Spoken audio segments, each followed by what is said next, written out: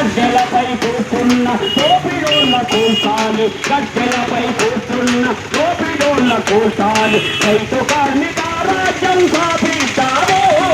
జై భరో జై భరో, రండి రండి రండిరా, రండి రండి రండిరా, జనం జయ రండిరా.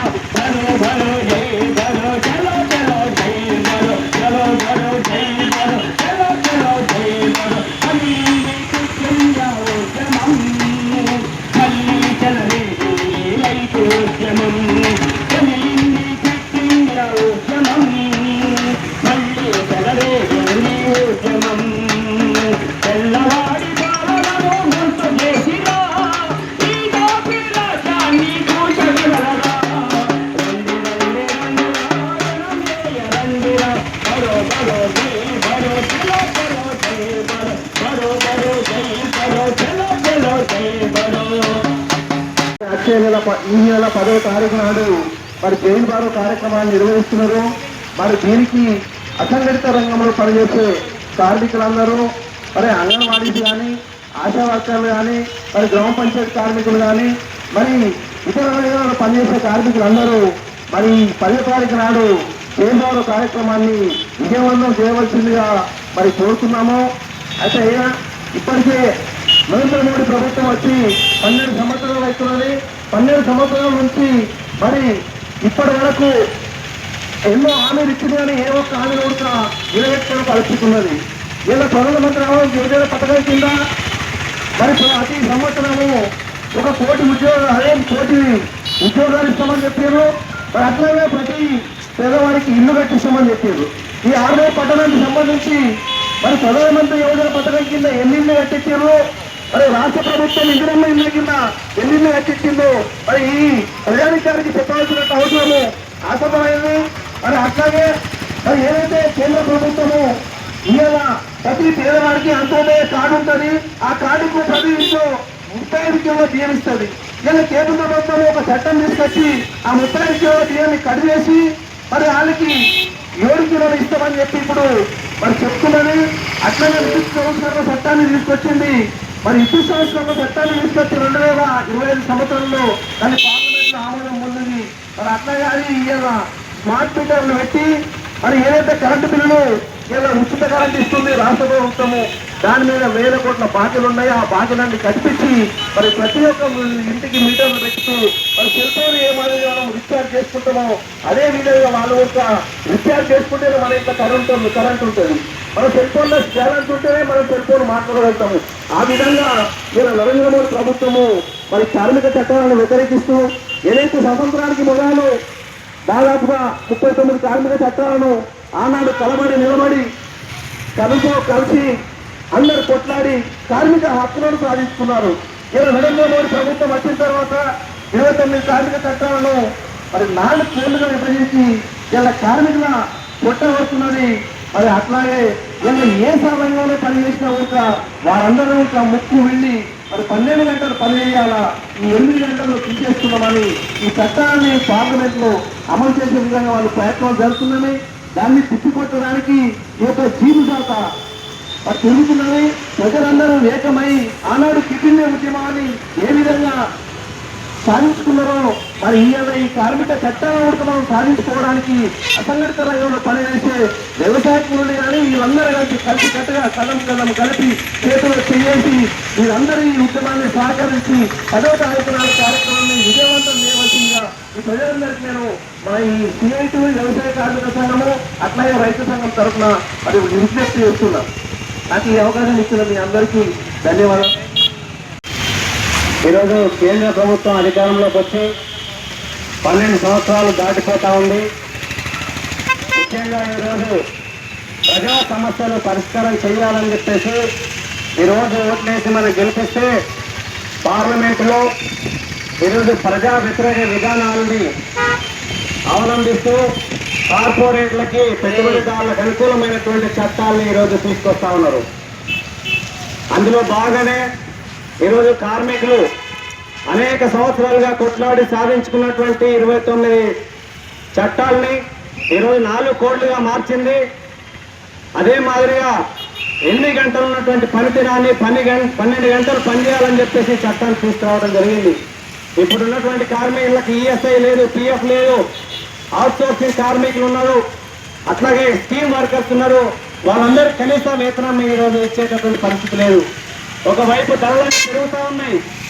ఈ ధరలు పెరుగుతున్నటువంటి సందర్భంలో కనీస వేతనాన్ని అమలు చేయమని చెప్పి అడుగుతామంటే దాని గురించి మాట మాట్లాడే పరిస్థితి లేదు.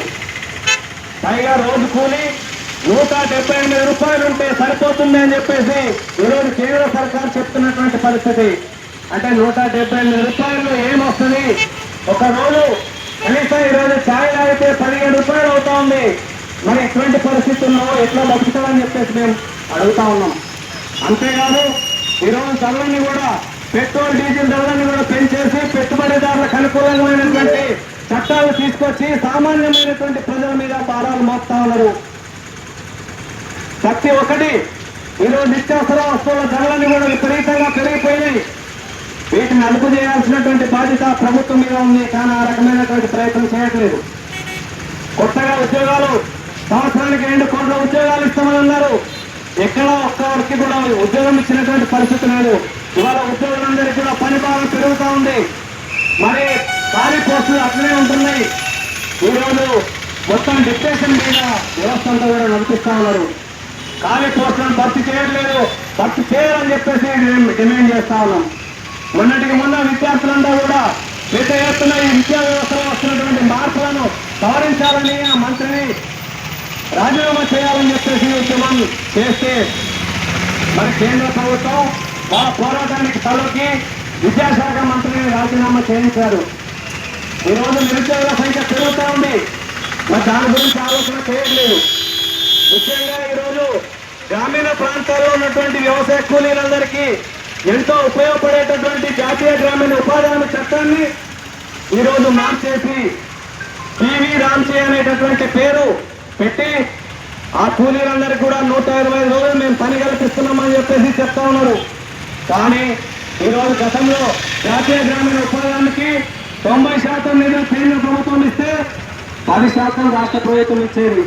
కానీ ఇప్పుడు రాష్ట్ర ప్రభుత్వం 40% నిధులు ఇస్తేనే కేంద్ర ప్రభుత్వం 60% నిధులు కేటాయించే అవకాశం ఉంది అని చెప్పి చెప్తా ఉన్నారు. మరి నిధులు లేకపోతే రాష్ట్ర ప్రభుత్వం దగ్గర నిధులు లేవు. ఈరోజు ఉద్యోగులకి జీతాలు ఇచ్చే పరిస్థితి లేదు, బిల్లులు ఇచ్చే పరిస్థితి లేదు. మరి నిధులు కేటాయించకపోతే కనీసం గ్రామీణ ప్రాంతాల్లో వ్యవసాయ కూలీలకు పని కూడా దొరికేటటువంటి పరిస్థితి లేదు. ఈ గ్రామీణ ఉపాధి హామీ చట్టాన్ని నిర్వీర్యం చేయాలనే ప్రయత్నం కేంద్ర ప్రభుత్వం చేస్తా ఉంది. ఈ విధానాన్ని మానుకోవాలని చెప్పేసి జాతర ద్వారా ప్రజలందరూ తెలియజేస్తా ఉన్నాం. అట్లాగే ఈరోజు రైతులు ఆరుగాలం కష్టపడి వర్షాలు లేక అనేక ఇబ్బందులు పడుతూ ఉన్నారు. వర్షాలు వచ్చిన తర్వాత పంటలను కూడా నష్టపోతున్నటువంటి పరిస్థితి ఉంది. ఇన్ని రకాలుగా రాత్రింబావులు రైతులు కష్టపడి పంట పండించి కనీసం చివరికి కళ్ళాల దగ్గర తీసుకొస్తే ఆ కళ్ళాల దగ్గర కూడా కొనుగోలు కేంద్రాలు సరిగ్గా ఏర్పాటు చేయక మరి అకాల వర్షాల వల్ల వడ్లన్నీ కూడా కొట్టుకుపోయినటువంటి పరిస్థితి మనం చూస్తున్నాం. ఇటువంటి పరిస్థితి ఈరోజు రైతులు లబోదిబం అనేటటువంటి పరిస్థితి ఈరోజు ఏర్పడుతూ ఉంది. ఇది కాకుండా ఈరోజు మన దేశంలో పండించినటువంటి పంటకి గిట్టుబాటు ధర కల్పించకుండా ఈరోజు విదేశీ వాణిజ్య ఒప్పందాన్ని చేస్తున్నది మన నరేంద్ర మోడీ ప్రభుత్వం. కేంద్ర ప్రభుత్వం ప్రధానంగా ఈరోజు ఈ ఒప్పందం వల్ల మన దేశంలో పండించినటువంటి పంటలని విదేశాలకు తీసుకెళ్తే అక్కడ మన వాళ్ళకి ఈరోజు 18 నుంచి 60% వరకు ట్యాక్సులు వేస్తా ఉన్నారు. అదే ఈరోజు అమెరికాలో పండించినటువంటి పంట మన దేశానికి కనుక వస్తే ఇక్కడ 0 ట్యాక్స్, ఎలాంటి ట్యాక్సులు లేకుండా నేను స్వేచ్ఛగా అమ్ముకోవచ్చు అని చెప్పేసి ఒప్పందం చేసుకోవడం జరిగింది. దీనివల్ల ఈరోజు మన దేశంలో రైతులకి మరి పండించినటువంటి పంటకి గిట్టుబాటు ధర రాక ఈరోజు కౌలు రైతులు అనేక ఇబ్బందులు పడుతూ ఉన్నారు. పెట్టినటువంటి పెట్టుబడి రాక ఆత్మహత్యలు చేసుకుంటున్నటువంటి పరిస్థితి ఉంది. వాళ్ళు ఆదుకోవాలని చెప్పేసి అనేక సార్లు చెప్పినా ఈరోజు ప్రభుత్వం పెడచోన పెడతా ఉంది. ఇవాళ అదాని అంబానీ ఆస్తులు పెంచడానికే ప్రయత్నం చేస్తా ఉన్నారు. వేలాది కోట్ల రూపాయలు వాళ్ళకు ఈరోజు సబ్సిడీ పేరుతోటి రుణాలు మాఫీ చేశారు. ఇవాళ రైతులను ఆదుకోవడానికి, కార్మికులను ఆదుకోవడానికి, వ్యవసాయ కూలీలను ఆదుకోవడానికి ప్రయత్నం చేయట్లేదు. అందుకే ఈరోజు ఈ విదేశీ వాణిజ్య ఒప్పందాన్ని రద్దు చేయాలని, అట్లాగే రైతులకు ఏదో కంటితుడుపు చర్యలాగా కేంద్ర ప్రభుత్వం మద్దతు ధర ప్రకటిస్తున్నామని చెప్పి ఇవాళ 10 రూపాయలు, 20 రూపాయలు, 60 రూపాయలు, 100 రూపాయలు మేము పెంచినాం మద్దతు ధర అని చెప్పేసి ప్రభుత్వం చెప్తా ఉంది. దీని ద్వారా ఇవాళ రైతులు ఏదైతే ఎరువులు కొంటా ఉన్నారో ఆ ఎరువులకి ఈరోజు 500, 600, 1000 రూపాయలు ఇవాళ ధరలన్నీ కూడా పెంచేసింది. అంటే మద్దతు ధర నామమాత్రంగా పెంచి ఇవాళ ఎరువులు కానీ విత్తనాల ధరలను కానీ విపరీతంగా పెంచేసినటువంటి పరిస్థితి ఉంది. అందుకే వీటితో పాటుగా రైతులకు ఇప్పటికే ఇచ్చేటటువంటి సబ్సిడీ ఏదైతే ఉందో, వ్యవసాయ బోర్లకి ఫ్రీ కరెంట్ ఏదైతే ఉందో దాన్ని కూడా తీసేయాలా. ఇవాళ కార్పొరేట్లకు కరెంటు ఉత్పత్తి చేయడానికి పర్మిషన్ ఇస్తా ఉన్నారు. ఆ కరెంటు కనుక ఉత్పత్తి అమలైతే మొత్తం రైతులకి స్మార్ట్ మీటర్లు పెడతారు. ఇప్పటికే పేదలకు ఉపయోగపడేటటువంటి 200 యూనిట్ల కరెంటు కూడా మొత్తం కూడా తీసేసి కార్పొరేట్లకి అనుకూలంగా ఈరోజు స్మార్ట్ మీటర్లు పెట్టి రైతుల దగ్గర పేదల దగ్గర ముక్కు పిండి పైసలు వసూలు చేయాలనేటటువంటి ప్రయత్నం చేస్తా ఉన్నారు. కాబట్టి ఈ విధానాన్ని మానుకోవాలని చెప్పేసి ఈ నెల 10వ తారీఖున అన్ని సంఘాలు, అట్లాగే కార్మికులు, రైతులు, వ్యవసాయ కూలీలు, విద్యార్థులు, మేధావులు అందరూ కూడా జైల్ బరో కార్యక్రమాన్ని విజయవంతం చేయాలని, ఆనాడు బ్రిటిష్ వాళ్ళు మన దేశాన్ని వదిలి వెళ్ళిపోవాలని చెప్పేసి క్విట్ ఇండియా ఉద్యమాన్ని కొనసాగించడం జరిగింది. ఆ స్ఫూర్తితో మన దేశంలో కూడా ఈ ప్రభుత్వం తీసుకొచ్చినటువంటి చట్టాలు రద్దు చేయాలని, యథావిధిగా జాతీయ గ్రామీణ ఉపాధి హామీ చట్టాన్ని కొనసాగించాలని, విద్యుత్ సవరణ బిల్లును ఉపసంహరించుకోవాలని, ఉద్యోగులందరికీ మరి వేతనాలు ఇవ్వాలని, ఉద్యోగ అవకాశాలు కల్పించాలని ఈ డిమాండ్లతోటి ఈ జాతర కార్యక్రమాన్ని నిర్వహిస్తున్నాం. కాబట్టి జైలు బరో కార్యక్రమాన్ని రేపు 10వ తారీఖున జరిగే కార్యక్రమానికి అందరూ కూడా పాల్గొని విజయవంతం చేయాలని చెప్పేసి, ఆర్మూరులో జరిగేటటువంటి జైలు బరో కార్యక్రమాన్ని విజయవంతం చేయాలని చెప్పేసి మీ అందరూ కూడా పేరున ధన్యవాదాలు తెలియజేస్తూ ముగిస్తా ఉన్నాను.